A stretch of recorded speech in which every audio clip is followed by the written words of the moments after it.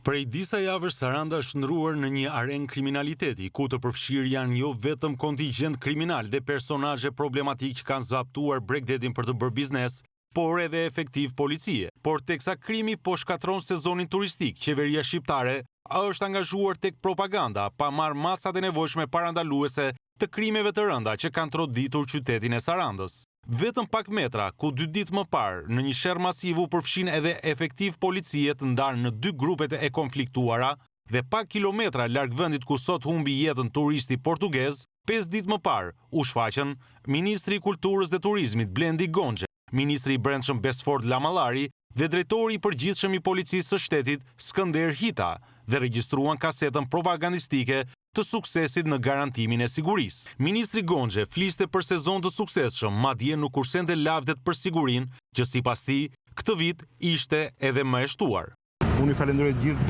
për gjithë sa bëni dhe për gjithë forcat tuaja në teren, për gjithë ekipet dhe për suksesin e këtij sezoni. Ministri i Brendshëm Besford Lamallari, që sot duhet i përcjell ngushëllimet familjes së turistit portugez, 5 ditë më parë deklaronte para kamerës se kujdesej edhe për përshtypjet e mira që turistët duhet të merrnin nga vendi ynë. Për të garantuar jetën dhe shëndetin e tyre dhe gjithmonë çdo turist që vjen në Shqipëri të ndahet me përshtypjet më të mira, do lejojmë zero paligjshmëri. Siç duket edhe nga pamjet, në vend që të ishin si thot ministri pranë qytetarëve, i gjithë komisariati i Sarandës ishte vënë në rresht për të plotësuar dekorin e propagandës së ministrave të Edi Ramës. Saranda është gjithashtu dhe një qytet që do rendin e sigurinë. Ne jemi për ditë në terren me patrullat e përgjithshme të policisë, me patrullat shqiponja, të cilat realizojnë dhe